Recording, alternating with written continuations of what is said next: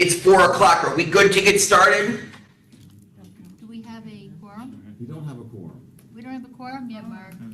And we have Sebastian. Okay, let me know when you do. Online. Okay, so that's 1, 2, 3, 4, 5, 6, 7. 7. No ETH. Take away the ETH. Now we have a quorum. Hello. You. Good. Waiting minute. I'm sorry. Thank goodness. Oh, okay, yeah, that's Mark. Yep. All right. Okay, Mark, 7. you're good to go. Go We've for got it. ourselves a quorum. 6, 8, 7. Good afternoon and welcome to the August TRAC committee meeting. Thank you all for participating in person today, except for me and a few others who are participating virtually.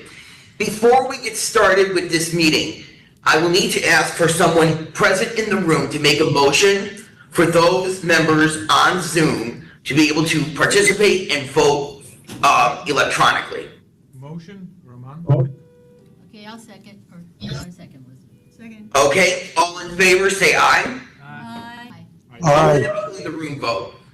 All right, any opposed? Okay, thank you very much. With that, we'll now move on to part 2 of our part 2 on our agenda. That's going to be the public comment. And because the meeting is being held at PSTA, public comment will be held in person. Do we have anybody who is, any members of the public who would like to address the committee? No. No? Okay, thank you very much. All right, with that, we'll move on to item number 3, and that's the chairperson's report. I'll briefly mention the topics that were covered at the July. Sorry? We'll briefly go over the topics that were mentioned at the July PSTA board meeting. The board approved the board millage rate, the millage rate of 0.7342, the fair adjustments to the monthly fare capping on fixed route services. They also approved the adjustment to mobility on demand. The board also approved 2 contracts for the construction of the new Sunrunner station in downtown St. Petersburg, which broke ground this past Friday. Lastly, they approved our new student representative, who we'd like to welcome to her first meeting. That is Miss Michaela Badia from USF St. Pete. Welcome. All right, welcome. Thank you so much for being for joining our group. And I just want to pull up one other item here from Forward Pinellas, from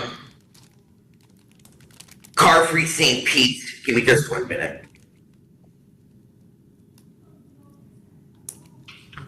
See if I have any notes from.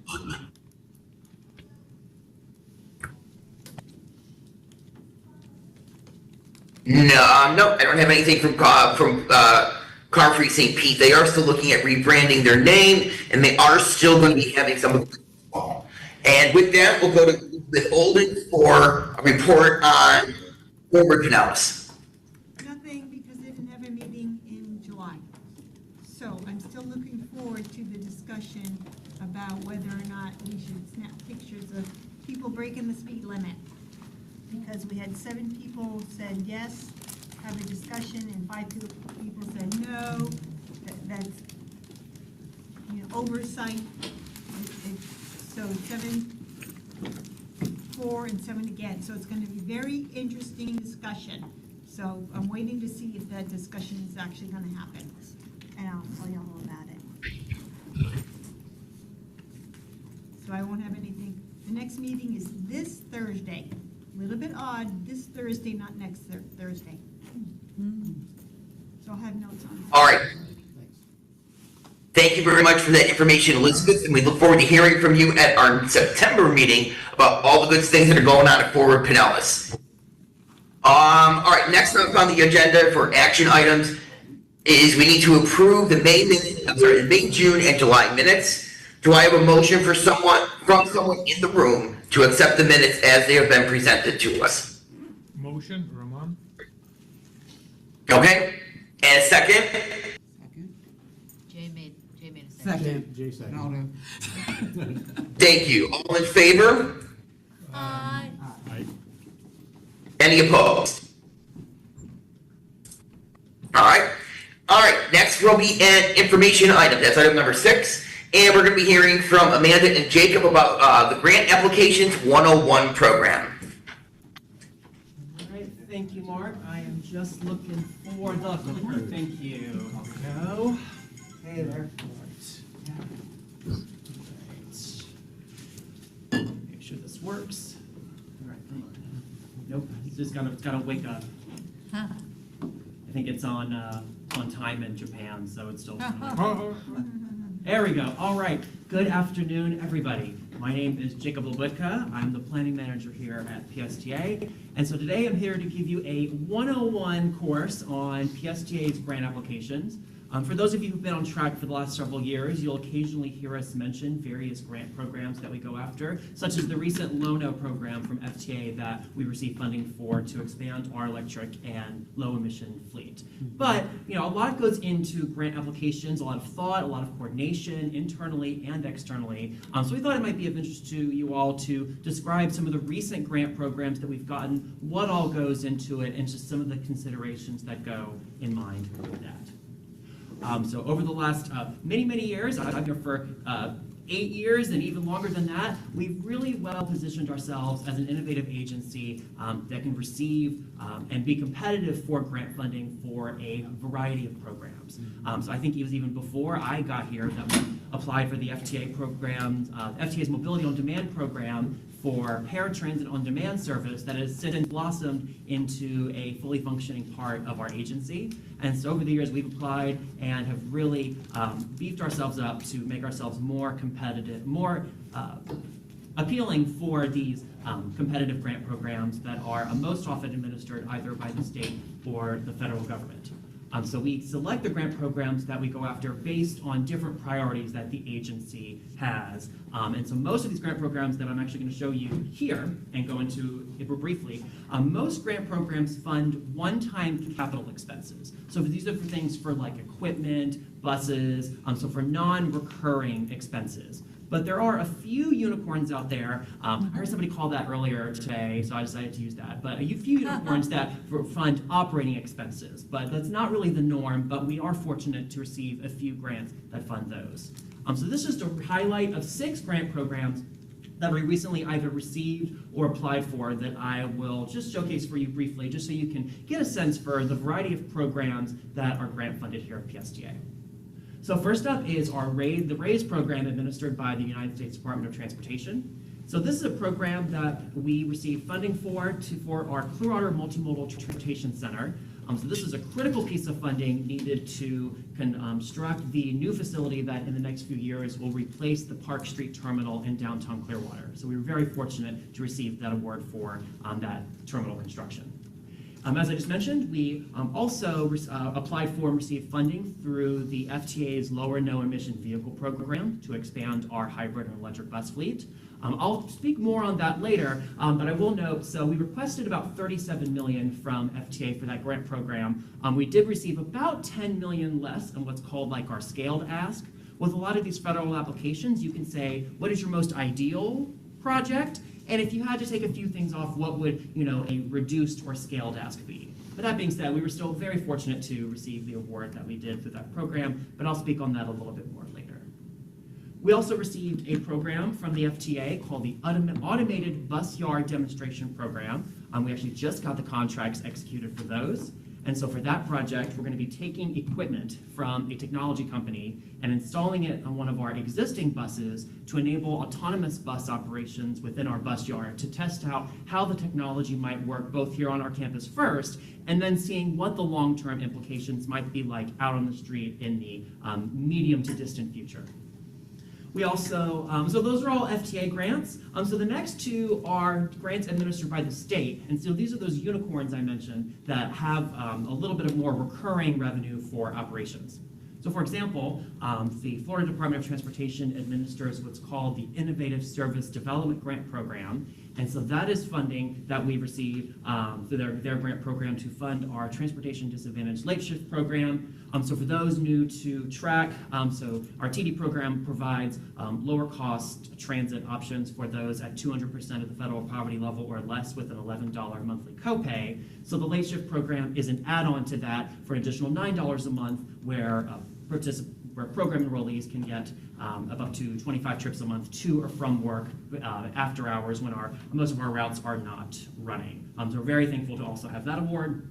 In addition, FDOT also administers what's called a Service Development Grant Program. So the purpose of that pot of money is to, as the grant name implies, develop new services or expansions of existing services. And they'll typically fund about half the cost of that service for the first 3 years of operations. So 2 projects that we funded through that grant program are going to be expanded service on 34th Street South between Grand Central and Edgar College, and the Clearwater and Dunedin area ferry services that should be launching within the next few months. Both programs that have been launched because of this grant program. And one grant program we're still waiting to hear back on is from the United States Department of Transportation SMART Grant Program. So this is a program that funds transportation technology improvements across modes, so it's not even just for public transit per se. But we've submitted an application to make it easier, at least initially, for our veteran riders and our senior riders to be able to apply for transit benefits remotely through login.gov without having to visit a terminal or customer service center. So we're hopeful that this will be our second or third time applying for it, so we hope that the third time will be the charm. Please do whatever rain dance you have to do, and maybe we can hopefully be fortunate this time to receive that grant funding. But I will say that one is very competitive because it's one of the few grant programs where you do not have to bring a local match to the table. So it's 100% federally funded, so you can imagine that might be pretty appealing to everybody. Everyone. Yeah, everybody. So for what goes into a grant application, the short answer is a lot. The picture on the right is a screenshot I took from a folder on my computer to show you all of the different files that have to be compiled for the FTA's Low or No Emission Vehicle Program. So it truly is a team effort and a project unto itself to submit these grant applications. I will say, when it comes to these grant programs, and most of the ones on this screen, I'm the, as my department director, Darden Rice, put it, the quarterback who starts to shepherd in all the players to get all of the ingredients needed. I'm mixing up sports and food metaphors, and I will say that was the only time in my life I've ever been called a quarterback. You should have seen me in PE. I was just running away from the football. Please don't start. But it's nice that I can actually, be a quarterback in some form of fashion now. But it really is a team effort to get everything together. My co-presenter, who unfortunately couldn't make it today, Amanda Boysen, they work in our marketing department and have been essential in reviewing grant application narratives for both copy editing and to make sure we help tell our story. Also work very closely with Debbie and her team to make sure all the financial information makes sense and that we've identified a local match. Work very closely with Bob and his team to make sure that we can galvanize community support and attach letters of support with applications like these. Also working with Henry and his team over in maintenance to make sure we have all the technical information needed. It really is a joint effort to compile everything that is needed.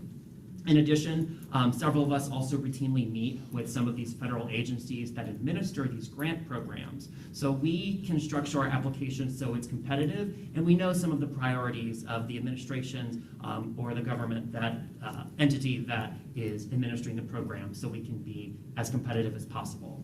And even once we submit the application, we're still in talks with our state and federal legislative champions, such as Representative Kathy Castor in the U.S. Congress, one of our representatives, making sure that they are aware of the applications that we've submitted and can advocate on our behalf. So it truly is a team effort every time we submit an application like this.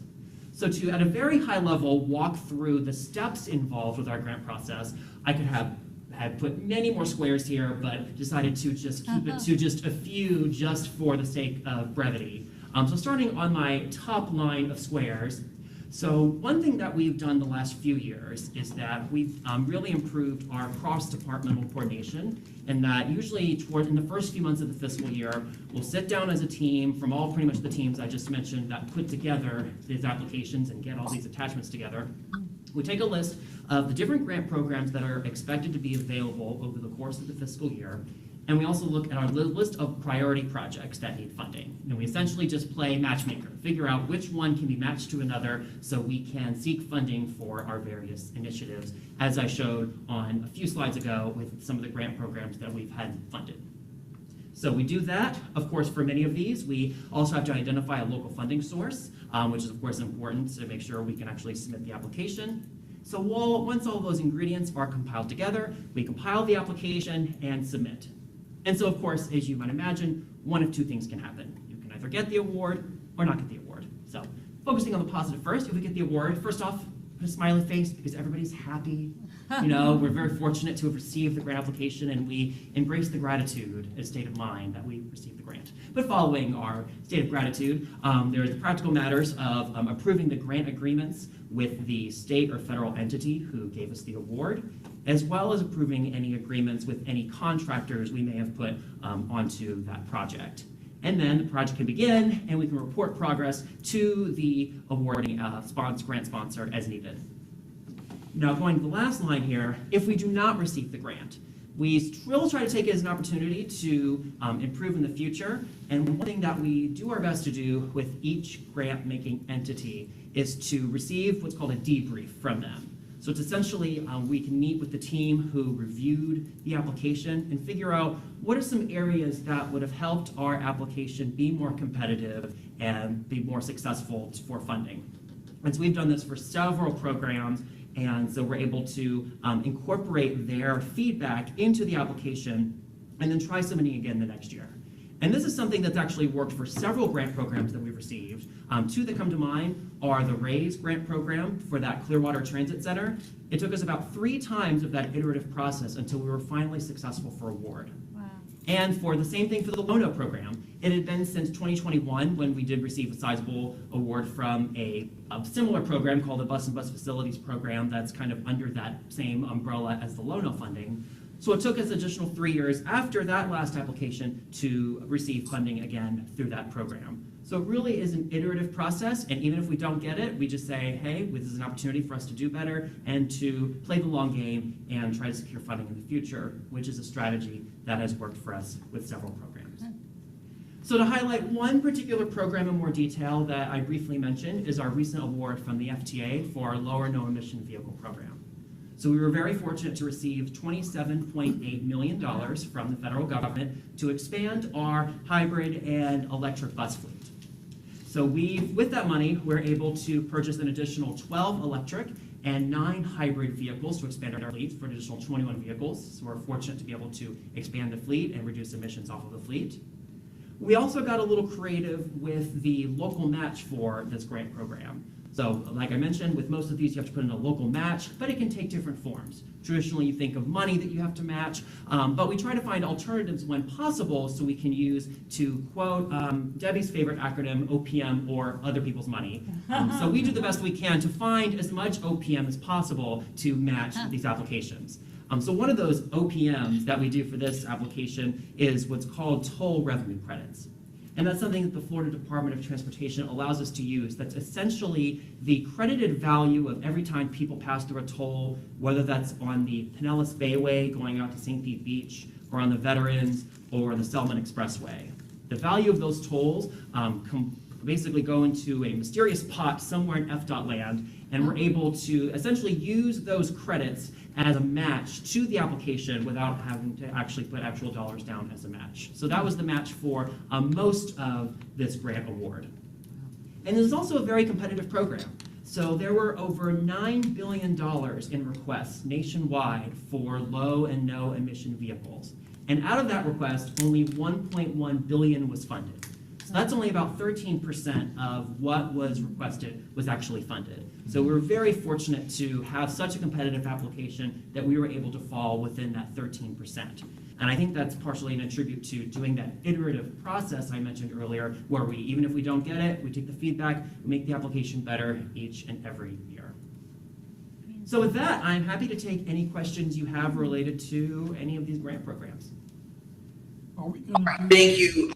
Thank you, Jacob. Given that I'm not in the room, I'm going to let Jacob field the questions, and I'll just sit back. All right, sounds good. Yes. Are we gonna get the ferry? Yes, so we are projected to start that service, I believe, was it November? November, okay, great. All right. And is it gonna run year-round, Yes. 7 days a week? And I believe in the current scope, it would be for 4 days a week. And especially, I think Dunedin is going only, like, they've added Thursday possibly. I think it was supposed to be Friday, Saturday. Yeah, I believe the schedule would be Thursday, Friday, Saturday, and Sunday year-round with some additional service during spring break. I believe we're actually approving the contract for that service this month. So the Bring it one that forward. runs from St. Pete to Tampa is gonna That's run different. 4 days a week? Oh, I'm sorry, That's so different. that is a separate ferry service. So right now, we're just, the ferry service I spoke of is just in the Clearwater and Dunedin area. That being said, there are conversations about maybe having a similar arrangement with the Cross Bay Ferry that we do with this, but that would be a future conversation. Yes, Gloria? Going back to the ferry issue, how do we ensure that when we have programs like we get the grant funding for something like that, that's just for 1 year or 2 years? So that or is 5 for, years, or it's how do we- for 3 years, but there could be, let's say if we don't like draw down the funds as quickly as expected, sometimes the Florida Department of Transportation will actually extend the dates of which you're allowed to use it. So it would be a minimum of 3 years, I'll put it that way. But we have no way of having that be a regular ongoing program except for us applying for grants? Yeah, it essentially, these grants programs essentially buy you the time to figure out if the service is, successful and it's something we want to make a permanent part of PSTA, and then also buys you time to, try to find that recurring operating funding beyond the scope of the grant. Thank you. You're welcome. Yes? On the list, the top, the first one you called a unicorn? Oh, I've called the unicorns the ones down here. Yes, Yes. I'm sorry, the last one is what I noticed. It was veterans, it was for veterans and seniors? Yes. That was the target? That's correct. Did I hear you say we're running that to Eckerd College? Oh, so that is a different program. So the SMART program, so that is doing remote fare eligibility processes online. So somebody can apply for their transit benefits online rather than going to a customer service center. Whereas the service development grant, so that is the service that is funding expanded premium service from Grand Central to Eckerd College. But that's nothing to do with veterans. I mean, other than that veterans could ride for free, correct. Okay. Yes. Thank you very much for the presentation. It's like a grant process 101 in 20 minutes. But I was curious, on the slide you had talking about the process, if Yeah. the grant is accepted or not. Obviously, a lot of success lately in the grants, it looks like, but where it says prepare and submit amended grant application, do you find in previous instances where you've had to do that, where they allow that, has it been in the same, period per se? Can you submit an amended grant where then it's still possible to be considered? Technically, no. So basically how it would work would be, say I want to submit a grant program this fiscal year, I submit it, and then it usually takes a few months for the grant-making entity to get back to you on whether you were successful or not. And then, so at that point, would we be looking to schedule a debrief with them. So then for the following year would be when we would submit that amended grant application based on the feedback we received. Thank you. You're welcome. Yes? I don't know if you know the answer to this, but I was looking at the numbers. We were buying 12 new electric Mhm. buses and 9, what do you call them, hybrid? Yes. Hybrids are gas and electric, is that? Yes. So basically, yeah, so it doesn't have to be plugged in, but it does have an electric engine, particularly, has regenerative braking and things like that, but still uses diesel fuel. And how would we determine, or who determines that it's wise to buy 12 electric and 9 hybrid? Like, I don't know anything about it. I understand electric would be less emissions, so I understand why they would want to lean toward that. On the other hand, we're a coastal community. If our power goes out, then we've got not great transportation for a while. Yeah, so I know Henry's made the point of making sure we have, fleet diversification. So I think that's kind of the logic between making the combination of electrics and hybrids. Also with regarding the number, so it's also to satisfy the particular parameters of the grant program. So there's essentially a pot that was a no emission, and then there's a pot where it was exclusively low emission like hybrids. So They it's also, kind of, determined it. I Yeah, get you. exactly. Yeah, I got you. Great question. Any other questions? Just a quick, thing I wanted to add on basically to you, Bob. When you talked about the transit center, I just saw a presentation at the Bicycle Pedestrian Committee for Forward Pinellas where they talked about the transit center. I'd like to have an update on that in terms of, what the timing is on when things are going to be happening. 'Cause I'm waiting with bated breath for that. And then when you mentioned about electric buses, I'd like to have a special presentation about electric buses because we hear so many stories about, oh, electric is bad in vehicles, or where do we get the power from, and what happens when you take it from from the grid, you take it from Duke and so forth. And I'd like to get again, have us get a better understanding. I personally think it's a great idea, but I want to make sure I'm knowledgeable about the subject. Of course, yeah, I'm sure we can get the relevant people in here to discuss both those items. And I'll, if I can respond to that, first thing I want to do, before I get to what Lori said, is Jacob was a little humble in his presentation, because when we got the Lono grant last month, they singled us out as having an unusually great application. Oh, wow, Our grant congratulations. application. That's fantastic. Yeah. And I did ask for a transit center update, but they weren't quite ready this month, probably next month. They're still finalizing the 60% design, and they don't want to go public with it until they get something very close to what it actually will be, so that there aren't misinformation. And I will ask Henry maybe put together a nice electric bus demonstration. We also have one coming in. He got delayed because of conflicts this month, but one coming up about the new coatings on the windows, ThermoGuard. They're the blue ones instead of the black ones, and they make a big difference. And he gave that presentation, I think, to one of our committees. It was really neat. So I'm going to ask him to come and give the track as well.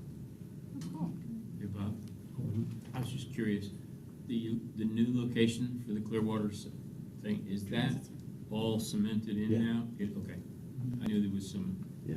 Thanks to this gentleman over here, yes, it is. It's all set. Any other questions? Are there any other questions? If not, I have one for Jacob before we end this part of the of our agenda. Can you give us an update on the community bus plan? I know that it was not on the agenda for this meeting. Sure, and I'd be happy to give an update. So we're currently working with our consultant team on reviewing the draft recommendations submitted to us.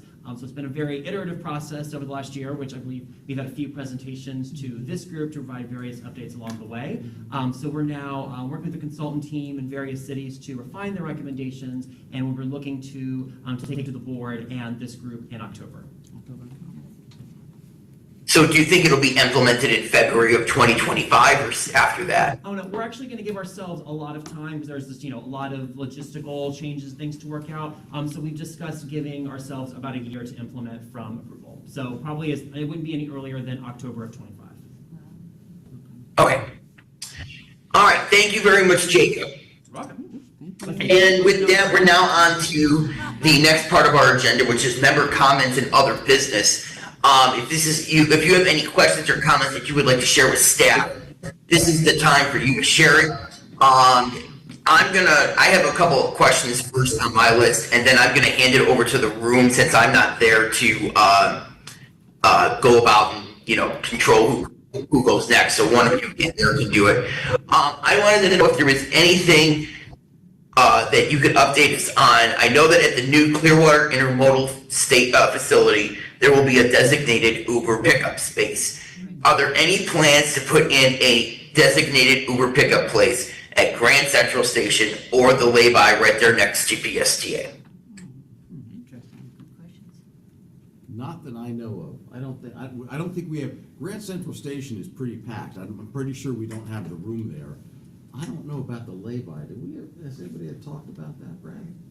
I know that we've gotten requests for that, and I know there are several Uber and Lyft pickups there because that is a direct connect location. Right. Um, I use it 3 days a week, and the reason I'm asking is because sometimes then the drivers end up pulling into the bays, and then the bus drivers are upset because there's a private vehicle. So I was just trying to think of a way that we could avoid that. And I didn't know that Brad's in the room. I wonder if he could give our group an update on the rules that came down from the Florida Department of Transportation on August 2nd about bus wraps and the possibility of Kenneth City joining PSTA. No question. Well, Sorry. yeah. Good questions. Good afternoon, everybody. Hello, Mark up there. What's going on? See, this is how good I am. It's good. Zach, I guess. Just recently, the state fiscal year in Florida starts on July 1st. So FDOT has recently published a lot of rules and regulations based on the laws that our state passed last spring. And those include, as Mark referenced, a bunch of new rules on limiting our ability to wrap our buses and do certain kinds of advertising on the buses. This is what I've heard is a priority of the governor's office to across. It's not really PSTA directed. It's across the whole state of Florida. Technically, we are prohibited from doing any kind of advertising on buses purchased with state funds. Now, as Jacob just explained with the grant presentation he just made, the good news is we don't have any buses purchased with state funds because they are purchased with federal funds. So the ad, right for now, we're still allowed to put the advertising on the sides of our buses that generates close to $1 million in revenue per year for PSDA. But I've heard that might be discussed in the legislature again to get rid of all types of advertising on the sides of buses. They also prohibit any ads for or advertising or wraps related to issues or events, and so PSDA has discontinued all of its wraps for the parades that we have buses in, namely Martin Luther King Day and Pride and Veterans. We've taken those wraps off the buses, and so that was one major impact, and we're still monitoring because, like I've heard that there's going to be an effort that there's some folks up in Tallahassee who don't want any ad. They don't want any advertising on any bus in Florida. And What is the reasoning for that? Have they given an explanation? I mean, There's been I ads. think it's prettier if they don't have it. I've heard different things. I've heard, obviously there's some folks that don't like Morgan & Morgan, which A lot of is Morgan & their Morgan. advertiser on buses. Yeah. Some people like Morgan & Morgan, so I don't know. But we'll see on that. I know, of course, there's associations for every possible thing under the sun in Tallahassee, just like DC. And so the Outdoor Advertising Association of, billboards and bus advertising, those companies that sell those ads, they are fighting this, Oh, yeah. of course, because it's a big revenue thing for them. Yeah. Anyway, that was one of the rules. Another rule was changing all the rules on repurposing of lanes on roads. That was a big thing. There's a lot of concern, but the Sunrunner service has a lane, at least in the St. Petersburg part, that is for buses and turns, and that just became a lot harder to do that in the future. There was a plan to have part of 34th Street South down to Eckerd College, and if any of you are familiar with that area, that used to be the highway that was built in Pinellas to go over the bridge before they built the interstate. So it's incredibly wide. It's a 4-lane wide divided highway that is now a local road because now there is I-275 right next to it that goes over the Sunshine Skyway Bridge. So that area, now that it's redeveloping with the Skyway Marina District and a lot of new condos and buildings are growing up on there, it was that actually the neighborhood association wanted a more pedestrian-friendly street than a highway. And so they had lots of ideas, and they were the ones who actually asked the city of St. Petersburg to reduce the number of lanes, because the traffic is much lower, of course, than when it used to be the highway.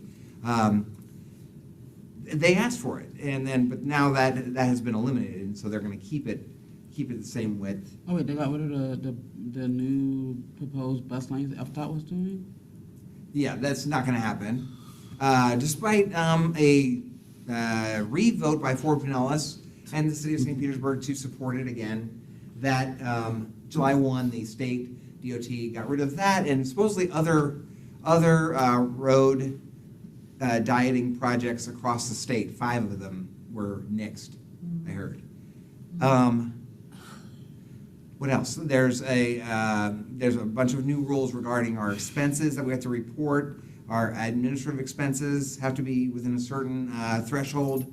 That kicked in on July 1. We will publish all of our salaries on the website. That will kick in on November 1st. They're already public record, but that will now be on our website. Yeah, so it was exciting to get the legislature to have a lot of opinions on this. And your second question was, what, Mark? Do we have any update about Kennett City Oh, yeah. or Yeah. South Pasadena joining PSTA? Yeah, so you might be familiar, there is a town in Pinellas called Kennett City. It's very small. It's between Pinellas Park and St. Petersburg and Seminole. It's a perfect square. There is a little idiosyncrasy about the Pinellas Suncoast Transit Authority, PSTA. When it was created in 1982, 5 areas of the county did not vote on whether to create PSTA or not. Kennett City was one of those. The other 4 are St. Pete Beach, Treasure Island, Bel Air Shores, Bel Air Beach. There's another area, Tierra Verde is also another area, but that's not a separate city. Anyway, those areas never voted. Why that is up for debate. A lot of it was just due to error. They just didn't appear on the ballots in those areas. Anyway, that was 40 years ago, and so they are not. The property in Kennett City does not levy the property tax that funds the bus system. So therefore, they don't have any bus service in Kennett City, and they have asked, they would like some bus service to go in Kennett City. And so they have inquired about what would be the process for them to join PSTA now. What would be required would be for them to have a vote of their citizens, whether or not they want to join PSTA or not. And then, second, another law that was implemented this July 1st, the legislature would have to approve that. There's some thinking that the legislature may not approve that. So an option B, which we're going to talk to them about, is what currently St. Pete Beach and Treasure Island do. They are also not collecting the property tax, but they pay PSTA through a contract. They pay through their own city budget for bus service in their city. So the trolley that goes through Treasure Island and St. Pete Beach, they pay for that with out of their own city budget. And so Kennett City could do the same. They could have a contract with us for a bus to go into the little town of, little city of Kennett City. And I think that might be a more short-term plan while we work with the legislature and Kennett City if they really want to join PSTA, like that. But yeah, the Kennett City is a perfect rectangle of a city, and there's buses on the 4 streets around Kennett City. So there is a bus stop in the city limits on the side of Kansas City, Uh-huh. but there's nothing inside the town for that. Well, Brad, and with that, I have all my questions answered, so I will hand it over to the room and see what they have. Thank you, Brad. Thank you. Thank you, Brad. Or Sebastian, if you're on the line, if you have any questions or comments, you can unmute or raise your hand. How about in the room? I'm trying to see. I forgot to bring my opera glasses.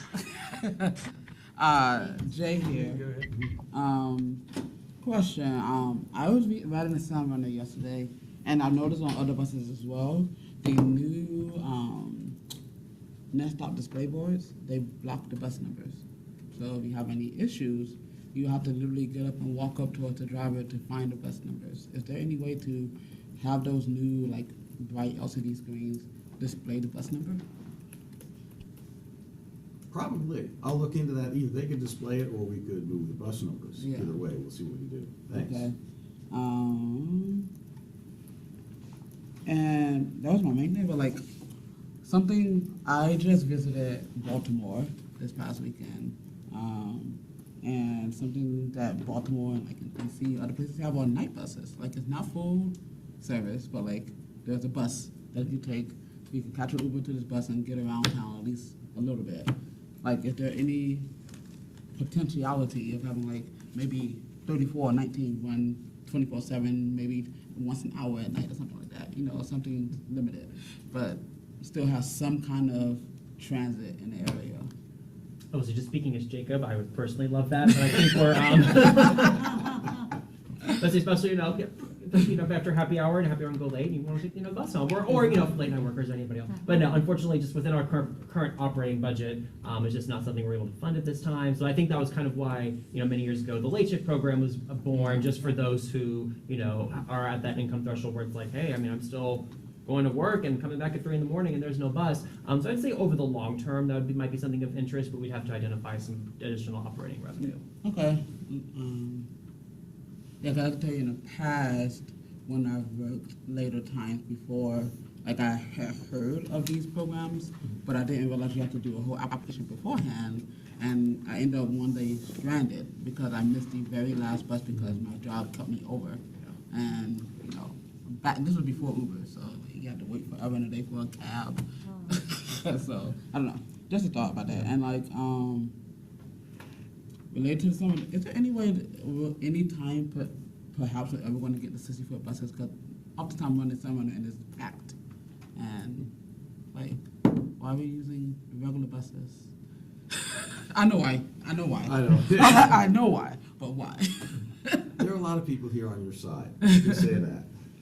I will say the station platforms are designed to accommodate 60-foot buses in the future, but I think we would probably want to, especially with our recent bus orders, see what the environment is like 12 to 15 years from now once the buses are out of their useful life, and see if we can revisit 60-foot buses. Right. Okay, those are my questions. Why can't we go 7 days a week to Tampa? Money. It's funding. Money. Funding. Well, then why can't they, okay, I go to Tampa a lot. And the only way you can get to Tampa, they don't have the 200 anymore. Mm-hmm. Yeah. But since there's already easily accessible buses at Britton Plaza and at Northwest Plaza and at the airport, well, it's not a problem at Northwest Plaza. We don't go any further. But why do we continue from the airport to downtown? And why do we continue from Britton Plaza to downtown when there's already readily accessible buses to get you where you want to go once you get across the bridge? And then if you took the time and you restructured in other words, the 100 only goes to Britton Plaza. It doesn't go anywhere else. And then once you're in Tampa, you're going to be using the HART system anyway, because I doubt very seriously if there are people, I could be wrong, that go from Pinellas County to Marion Station and then go nowhere else. I'll bet you that they get on another Tampa bus. Well, they can just as easily do that from the airport, and they can just as easily do that from Britton Plaza. And then that would, you'd have either, you could cut out sometimes, or restructure it so that then you could add that extra day. Am I making sense? No, you are. Okay. So if I can provide some comments or feedback to that. So this has actually come up, so we have monthly coordination meetings with HART where we've talked about similar things in that regard, particularly with regards to the 100X. So I think a couple of considerations when we've had that conversation. Switching gears to the 300X for a moment, I guess for a lot of workplace commuters, but I just remember the 300X specifically. When we were back in 2018, when we added that extension to the airport, there was a very vocal group of 300X riders who, really had wanted to get to work for a particular time and didn't want to have to, deal with that particular deviation. So that's why, at least for that service, we did maintain that direct trip. So, riders didn't have to deal with the deviation or transfer. And I know we've had that, transfer, like, oh, what if, the 100X only went to Britton Plaza or the 300X only went to the airport. So I know one potential issue there and something we'd have to work on as a region is we don't currently have a regional fare. So say if I'm a PSTA rider and I, say I transfer to a bus at Britton Plaza, so right now we have like that $5 daily fare cap. I would essentially be starting a whole new fare cap with HART. I think there's just $4 to where you'd essentially be paying $9 total for your day fares just because there's not a consolidated regional fare. So there's just a couple of, and so I definitely agree with you. It's something that I think we should look into. I don't understand that though, because where are they starting another fare at? Because if they're going somewhere else from Marion, aren't they gonna go somewhere else from Britain? Well, I can tell you for myself, when I used to work in Tampa every day, a lot of folk, when they got to Marion, they walked to the jobs. Yeah. So like a lot of folk would take the bus to Marion, Brooklyn downtown. So it's like it's not necessary for them to take another bus. And there also the 100S also serves Gandy Boulevard. And when I was riding it, a lot of people would get on and off and on Gandy Boulevard directly from their jobs. So it's like they will only use PSTA buses to get I know, but the bus is still gonna go on Gandy. I know, these are just examples, like, people going to Marion Street are not always transferring to a HART bus. Oftentimes, they're just staying in downtown, because right now, the 100X, if I remember correctly, also goes up the Marion Plaza, the bus mall, whatever you call it. And like, I personally witnessed a lot of people get on and off there to go directly to their jobs. So it's like, sure, there are people connecting to like other buses at Marion Street, but it's not like, it's not, I won't say it's more, I can't give you that number, but from my own. Okay, well, is there a way to look, during COVID, ridership was either early in the morning, late in the evening? Is there a way to correlate those in other words, maybe if we cut out a couple of times and then added them on to the Sunday schedule? Because I really don't see what adding 2 buses in the morning and 2 buses in the evening, how that's a real big craziness. Maybe we can't have like a full-time schedule or whatever, but Maybe the question should be asked like this instead. How many buses would we need to have to eliminate on a weekday 100 route to accommodate 2 Saturday routes? Because if the answer is a large amount because of paying for employees and gas and fuel, and they have a higher rate of pay on the weekend, then there's your answer. And also remember that the 100 and 300 are funded by FDOT. So they get to have the final say. Yes, actually, that's a good point you bring up, Mark. So I think I will say a few things we can look into to kind of investigate this more. So one, I think I can chat with our scheduling team and see how the route is scheduled to see, like, in a hypothetical, if we were to like realign the trips, could we even do that with the way things are structured, like from a block wise? So you could be like, you could have one operator out there, but they may be doing like 4 of those trips. So that'll be my first question that I would ask. The second question is, since these are grant funded, there are usually certain parameters around like certain service levels that we have to provide or something to that regard. So I can also ask our friends at the Florida Department of Transportation about, you know, if we were to make some of these hypothetical changes, would there be any issues with the grant funding? That being said, I will definitely go back and get answers to these questions. I have a question behind you. Thank you. Thank you, yeah, I think. Yeah, Good okay. question, Or, go ahead. I don't know. I had just a quick idea about this expanding a later bus thing. I mentioned it one time, and I think Mark didn't even know you could do this, and I still ask the drivers just periodically, just to see what they're gonna say. And they pretty much, they kind of hem-haw around a little bit, because they don't want to say anything wrong, you know, and that kind of thing. But this beautiful concept of being able to deadhead back from the beach at night or like from the Clearwater station, or Yeah.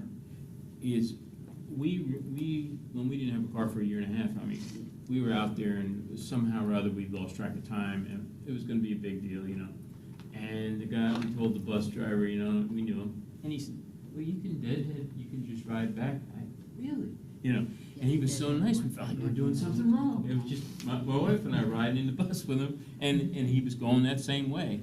And this is such a wonderful, I mean, it already exists. I know that the drivers prefer to have a little chill time and not, you know, most of, I don't know, let's call it a third of them would rather not have to do extra stops and, okay. And I'm not necessarily, but it's not for them, that's not for them, it's for the, you know, Pinellas County riders. Yeah. And it already exists. And honestly, if you pushed out a break for, you could create, it's already there, the driver's already there, maybe some people aren't maxed out on hours, you know, and you had to, it'll take you, coming back from Clearwater, you get to ride over the Bayside Bridge, which you can't do any other way, you know, which is always nice. And coming back from St. Pete, it's the same way, it wound around, you're passing so many wonderful, when you don't have a car, I mean, it's, and the buses are already there, and we have so much traffic out there. That's where the people are, right, on a weekend, let's say. They get done, it'd be better to keep them off the road, probably. Oh, yeah. We'd be saving lives, you know? So maybe what I can do, because I'm not sure what our official policy is, and I know some operators have, and I've heard of, you know, like you mentioned before, operators doing that. So we can go back and just as a first step, talk with our ops team and see what the official policy is around like people riding during deadheading non-revenue service hours. I was told that it is the PSTA policy. And I have called in, because for me to take the 812 and come back, it takes me, instead of, when I leave, to take the 812, and the 812 leaves, comes all the way back down to here, it saves me probably an hour and a half rather than take the 19 and then to the Walmart up there and then the 34. It saves me a lot of time. And I've actually called in to PSTA, and they've called back and told the bus driver that they have to take me in the, but one of the problems is the bus drivers either don't know or haven't been properly trained, or they don't care. If you request from the bus driver, hey, listen, I'd like to deadhead with you, they'll tell you, we don't allow that, this is not the right bus, I'm not going back that way. And I understand they're not going to the lay-by, but they definitely are going back that way. So if you can put an emphasis on it that the bus drivers get. I think you're right. I'm trying to remember if it was at PSA or some other place I worked, but I'm pretty sure it was here. and maybe Bob, you can remember, I think it used to be even on our schedule. There was something, there was a note that, yeah, we did allow, you could ask your bus driver to, take, go on the deadhead. 10 years ago even, that's when we were doing it heavily. I don't remember a note on the schedule, maybe, it may have been dark, but that's a good idea. It was just much appreciated, that's all, I just want to say thank you, because that really was a big deal, and, you can get, a lot of the people who work on the beach, they know, and it's pretty heavy ridership sometimes. You should Well, see and it. I also know that our scheduling group tries to, like for most of the routes that go here, they just put them in revenue service. Or they add them to the schedule, so that they end their route here. Yeah. Anyway, It's just a wonderful way to increase, I think, without too much expense. Yeah. If Yeah. you could, but. Yeah, we can look into that, and I'm curious to see if we can find an old schedule, maybe in the archives of like if that was outbound there. yeah. Okay. Sean, you wanna do it? or not? Yeah, well, I just want to thank you all very much.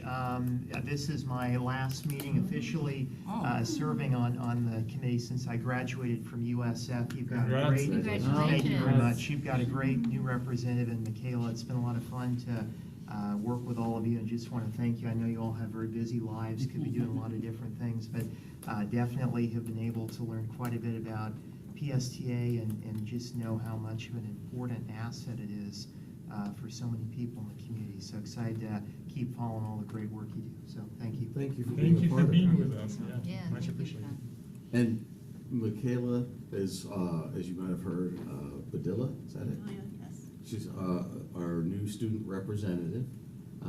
You want to tell us just a little bit about yourself? Yeah, sure. So I'm a senior at the University of South Florida, St. Petersburg campus, currently studying business analytics and cybersecurity and entrepreneurship.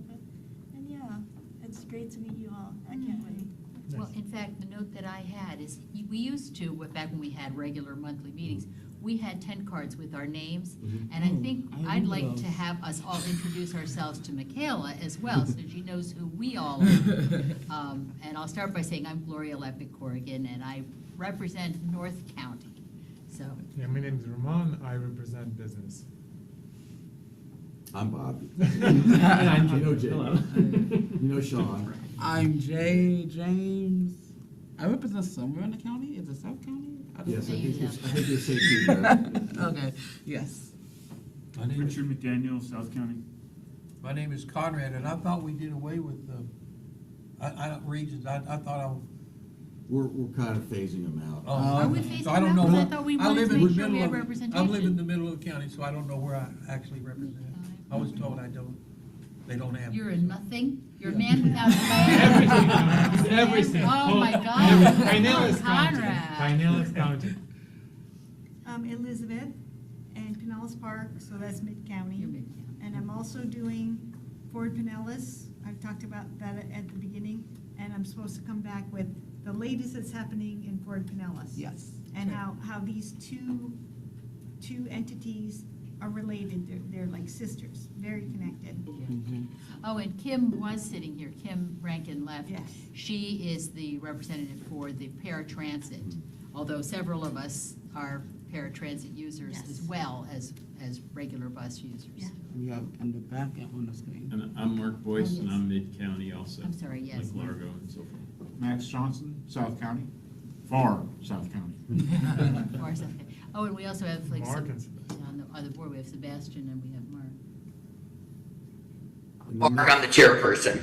Yeah, next month, or actually in 2 weeks, we have another TRAC applicant going in to the board on the consent agenda, Miss Elise Perfette, and she's a USF student as well. Oh, nice. And So- she's expressed great interest in being part of this, so she'll be coming on. Oh, nice. I have a question, but Sebastian's had his hand up for forever. Okay, Sebastian, go ahead. Sebastian, you can unmute yourself and go ahead. Or he Be right back. I don't know if he disappeared. Hello, Yep, There he we is. can hear you. Hi, Sebastian. Mark? Mark? Can you hear me, Mark? And, I got a question for you. okay, You just hit my hot button. I did not know that the 100 and the 300 were funded by SCOT. How did that happen? by FDOT? Didn't you say SCOT? No, they're funded by FDOT, Florida Department of Transportation. Oh, okay. Not the bus company. No, not SDOT, no. I misunderstood you. Okay. It's okay. Thank you. Now, Jay and I had also a question. Okay. I heard earlier about McMullen Booth. Having had to walk up McMullen Booth more times than I would like to count because there's no buses. Is there any way possibly ever going to? It's a busy road. Like I still don't understand why we don't have buses to reach alcohol of all places. Like, is that ever going to be a thing? We've had a lot of studies in the past, including a detailed BRT study. We had service there, we weren't getting much ridership. And Okay. one of the problems with McMullen Booth is it's just not transit friendly. It's not. I don't know. Because most of, as you drive along, other than on the south end where you've got some plazas and whatnot, once you get north of that, people have to walk a very long way just to get to McMullen Booth and then back again. So it's something we will continue to visit as the county evolves. Is but- any of it eligible, if you're closer to Safety Harbor there on McMullen Booth, is there any of it eligible for the on-demand stuff from Safety Harbor that replaced the? I'm not sure about that. And Fortune Ruth tickets. Hall is like, I think the largest or second Oh, largest yeah, center in Ruth the Eckerd area. Hall is really And there's no bus service to it. correct. So if you want to do anything at Ruth Eckerd, I've taken the bus, I think I took, 19? Yeah, I've the actually 19 taken goes the other to one, I don't know. little but- ways down and from there, but- walked, like 30 minutes up to Ruth Eckerd in the hot blazing Florida sun. No, it's really Hey, Jay. not. In regard to this, I didn't know this, but just recently I was taking the 62 north, and I buy a van, and I take my bike and the bus up to get it, and then I drive the van back to Largo Leninghouse. I was heading up to 62, the last one at night, and a terrible storm came, and I didn't want to get out. It was the end of the thing, and I said, "Where are you going?" Because I don't want to get soaked, because I'm just like torrential. The bus was even leaking, and so and it was a newer bus. But anyhow, dead. So he went up Belcher, and then he dead heads home through because that 62 goes all the way over to what's it called? Oh, Boot Ranch. Yeah, Boot Ranch. Yeah. Boot Ranch. Yeah. But anyhow, and so he was done, and I dead headed back on McMullen Booth over the Bayside with him and stayed dry. The storm passed, and I got back on my bike and just rode a few miles from. He let me off on near Countryside Christian Center, So anyhow, but the deadhead, Yeah. who knew? But it was such a blessing that day, I must tell you, to stay dry. Wow. He was nice too. Yeah. Yeah. He was a driver from some ski resort city in Aspen. We have a driver that used to drive buses in Aspen, Colorado. He's a very interesting guy, yeah. That sounds challenging. But Yeah. Awesome. No, thank you. So, Questions in the room? you had a question, right? yeah, I have a question. Ramon had a question. Really quickly, two things. One is that I'm constantly updating Bob on each time I ride a bus and there's no Wi-Fi. Oh, really? I constantly check it, and it's weird. There is like better days and worse days, and for some reason, even new buses don't have Wi-Fi, and the next day, same number might have it. I don't understand why is that.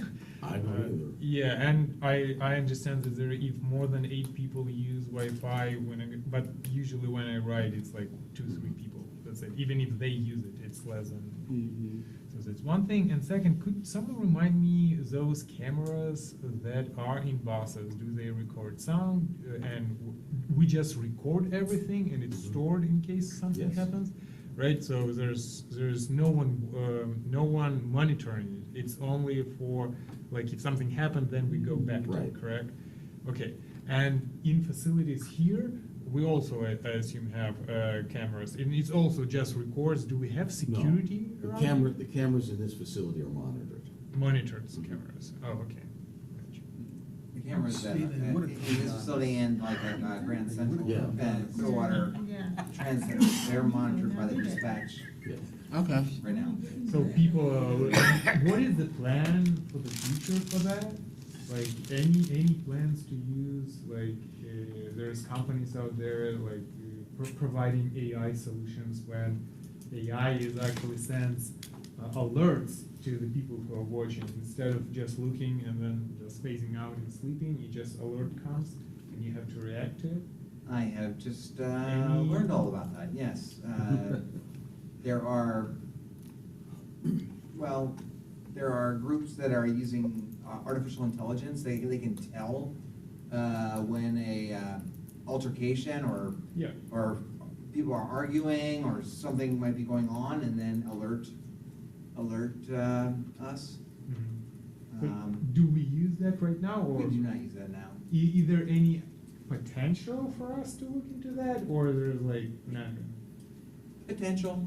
Okay. I think right now there's some risks, at least in the early stages of deploying that. There's been some issues with that, about profiling and things like that, that are concerning. I just saw a whole report on it, but I think it's being used in Las Vegas, but they're kind of getting rid of it with some of it. They're changing it. In transportation, right?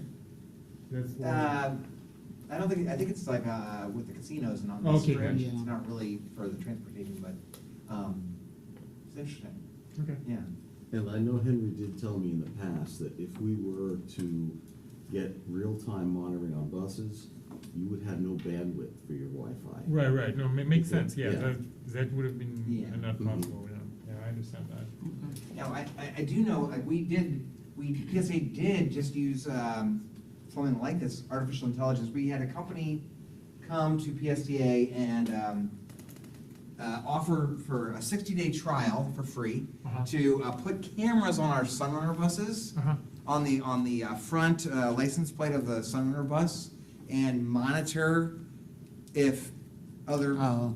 cars or things were improperly using the lanes.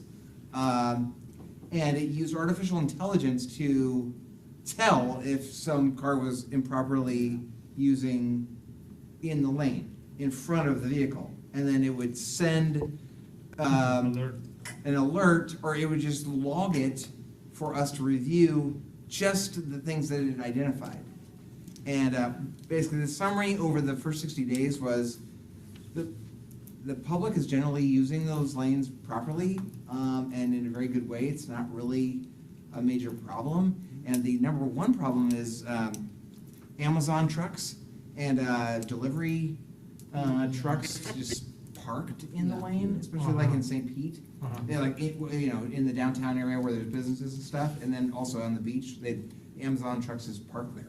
They do that when they block all the curb cuts for people with disabilities Yes, too. they That do. they do a They do lot. that. Interesting. But other than that, it was really pretty good. At least the little 60-day trial said it was pretty good. Obviously, you didn't continue because you would have said that you actually signed something, but you didn't. Right, so You stayed that we're no longer getting Gotcha. that. It was a 60-day trial, Yeah. and since it seemed okay, we were not gonna keep, for now. Right. No, Yeah. that's interesting. Thank you for sharing. Yeah. I just read an article, the New York MTA has a similar technology, and they are starting to automatically send tickets to people Yes, I who saw that. use the back lanes or double park in the back lanes and block the buses. Not that I support that here, but But like that's Interesting. based on plates, right? Plates of cars, not to people. Now, it's not going to recognize a person, like if I was physically walking, correct? no, no, Plates. it's based on the vehicles and stuff Yeah, like that. vehicles, Yeah, just like the vehicles. Yeah. So, I don't want to intrude, but about your discussion about the 100X and the service to Tampa, I will add that the Florida DOT has asked PSTA to look at the possibility of no longer running the 100X to Britton Plaza across Kennedy Bridge, but when the new lanes on the Howard Franklin Bridge open up, the PSTA will, the buses will be able to use those lanes and avoid all the traffic. And then, so the 100X from St. Petersburg would go up 275 using the lane, using the toll lane for free to go over to Tampa. And it seems like that might be a benefit to a lot of people. And then, like you were saying, if they need to get to Britton Plaza, or they can connect at Marion Street on Hart. The other thing that FDOT has asked us to, But the 300's already doing that. the 300 would do it as well. So- Both would use the new So lane. that eliminates, so now it eliminates It would eliminate the Britton Plaza the connection Britton directly. Plaza connection entirely, so why are we having two buses? Because one goes from south and one goes from St. One goes from St. Petersburg and one goes from Ulmerton Road. I realize that, but now you're cutting out all those people that wanna go down the Gandy and get on now, cause I ride that bus all the time.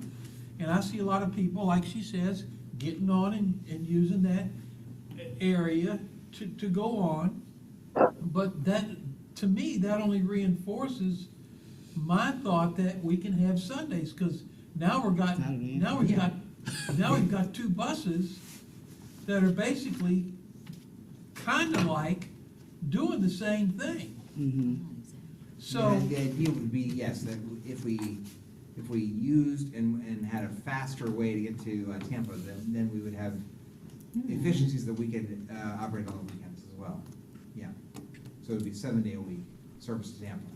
I see possibilities Well- on how that could be. I'm sorry, I'm talking. But about- if you wanted to get to South Tampa, if you wanted to get to Britton Plaza or someplace that you were going now, you'd have to connect to So if they Hart. eliminated the 300 going from the airport to Tampa, Britain to Marion, because the 100 is gonna go to Marion, I don't see where it makes any sense to have the 100 and the 300. It would be that the 100 would provide a one-seat ride from downtown St. Petersburg to both Tampa International Airport and the Marion Transit Facility, which also has intercity bus service. Meanwhile, the 300 would serve our mid-county customers and some North County customers and provide them a one-seat ride to Tampa International and Marion. So just condensing it into one service probably wouldn't work. It's almost like BRT light. Yeah, like very Yes, yes, more like very. You know, because we're supposed to. Don't get me started. I knew those were coming up, and I knew you were talking about it, so I just wanted to. It's being discussed. Yeah, I'm in. But your point is. So what about the ferry running on Sunday Which ferry? Crossbreed. Oh, that we might get? The Crossway Ferry runs on Sunday, yeah, but it's just not and here. starting on October Not 1, running it'll right run now. year round. It doesn't run in the summer. We use the same ferry that Provincetown uses. So in the summertime, it goes up to Provincetown. Oh, I thought that we were gonna get that ferry and operate it year round. It is, starting on October 1, this year, it will never go back to Boston, it will stay here and operate year Okay, I round, didn't know starting that. October 1. And so it is gonna run That's year the plan. round, That's so the it'll plan. run every Sunday? It runs on Sunday. Right now, it doesn't run on Mondays. It I runs, think it's like Wednesday through Sunday, if I'm not mistaken. maybe not even Tuesdays, yeah. It Okay. doesn't run 7 days a week. Not that it makes, I don't even hardly drink, but does it still serve alcohol? It Yes. does. But, How does Yeah, that, go ahead. how do we serve alcohol on, or we don't own it, or we're not?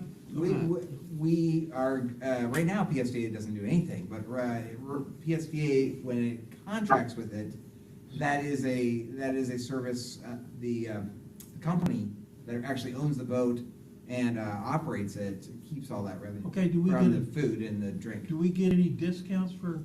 Yeah. Well, they make money off that, so that we, No. that reduces the cost. Do our flamingo cards or whatever, does that On the alcohol, no. No, not on the Just alcohol, on the boat on itself. On the actual ride. transportation Yeah. portion. To be determined. Okay. I'm hopeful. But I don't know yet. Okay. Yeah.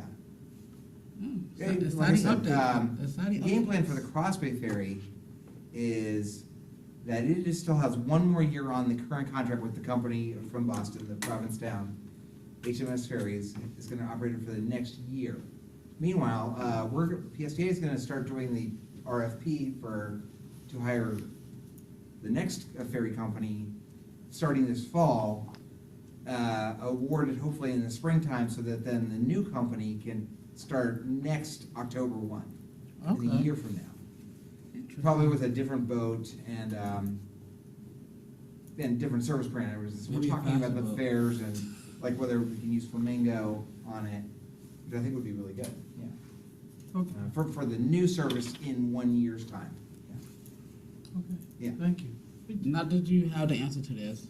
Will they be moving the doggone location to board this ferry from that horrid location at the Port of St. Pete? They're trying to. We're trying to. Move it back to where it was. Yeah, they've been. But that requires a permit from the Army Corps of Engineers, and they've applied. They applied for that a year ago, and they still have not gotten that approved. And I mean, October 1 is coming, and they have not gotten it yet. So stay tuned. Okay. The long-term plan is to build a permanent ferry dock in St. Petersburg, right there. Okay. Yeah, That's Good. that's the long. I don't think a bus. The only time I stumbled on it. I think I was on the Looper, and the Looper goes by it, but no other bus goes by the ferry, the Port of St. Pete. So like, if people that's visiting St. Pete like, oh, I want to get to Tampa, and there's no obvious thing, say, oh, you board the Looper, Yeah. and they take you to the ferry. You know what I mean? But that's just That was not great, because that did really reduce the ridership. yeah. To St. Peters, for people from Tampa to go to St. Petersburg because of where the dock down there. Yeah. Yeah. Okay. Thank you. Thank you. And I think, Mark, we go to you. Okay, are there any more questions or comments for staff at this time? Oh, we have them all. So I gotta tell a short story. This past Saturday, I was going home from work. Got off the Sunrunner downtown at corner of 4th Street and 3rd Avenue. Was trying to catch the 4. I and one other passenger, in fact. The driver of the 4 saw us coming, flipped us the bird, and drove away. Excuse me? Did you get the bus number? I did not. I was too far away to get the bus number. Well, at least I was if you know the pushing time a of day. 100-pound cart of groceries. Yeah, but if you know the time of day, they can go back and check which Yeah, that's driver it true. was. If you just, because that, I've had that, I don't always get any other information, but just what route it was and specifically the time of day, they can go back and see who that was, because that person needs to get reported. Yeah. Yeah. In general, we really need to have better coordination for people trying to transfer from the Sunrunner to other buses. And I'm gonna bring this up every meeting because it's always been a problem. Since the Sunrunner started, it's been a problem. And it continues to be a problem. They're not timed together. There's always a block or two walk. In some cases, it's much further. That particular stop, it's not that far, but it's far enough that if you're not moving very fast, even though they see you, they can just drive away and pretend like you're not there. In this case, I didn't see him flip me off. The other guy said that the driver flipped us off. I can't verify that, but it seemed about right. It kind of felt like that because he definitely saw us. There's no way he didn't see that there were two people Unfortunately. trying to flag him down wanting to get on the bus. Well, the same problem exists at Gateway Mall and has continued to, and I continue to call in and tell them because the buses want to continue to stop at the post office. Mm-hmm. And then it wouldn't be as much of a problem, see, because you can't have it both ways. They stop at the post office, and then they tell you that you cannot load here. You have to walk down there, and then by the time that other bus leaves from there, or if it's already down there, you can't get it, and they'll just leave when all they have to do is complete the route. And I understand that some of the buses get there earlier. It's a smaller space and everything else, but they can still drive around the block and then go back and stage like they do in Tampa. Mm-hmm. All the buses in Tampa, if they have a staging area, they first complete the route, then go to the staging area. However, all these bus drivers have been spoiled, I guess, and they want that extra time. However, when the bus driver needs to go to the bathroom or wants to go to Publix to get something to eat, how come they drive all the way down there so they don't have to walk all the way down there and then leave their bus there for 10 or 15 minutes? Because I was told that if they're going to be there any length of time, they need to drive back around. But, and I've been told that they put supervisors there, but that's a route I ride a lot, and I don't walk very fast, and I also have some medical problems, and I've asked bus drivers to call ahead, like we're just getting ready to turn the corner, and I know that bus is going to leave in 2 minutes, and I know that the bus that I'm on is like 12 minutes ahead of time, so he's going to probably want to stop at the post office, and I say, can you take me down to the bus station? And they go, no, that's our staging area, and so then I have to call in, and by the time I call in, guess where my next connecting bus is? Gone. And then they supposedly talk to the bus driver, and then they're aggravated at me because I reported them. So it's just bus drivers need to understand that they're in the business of driving people around. And if they have to deal with certain things that have changed or don't really suit their schedule, don't be a bus driver, But they keep, even some of the people when I've called in, they say, no, that's where they stop. Or I've talked to supervisors and they say, no, that's where they're supposed to stop. So if somebody would grab every one of the bus drivers by the throat and say, listen, do this, they'd probably do it, but they don't.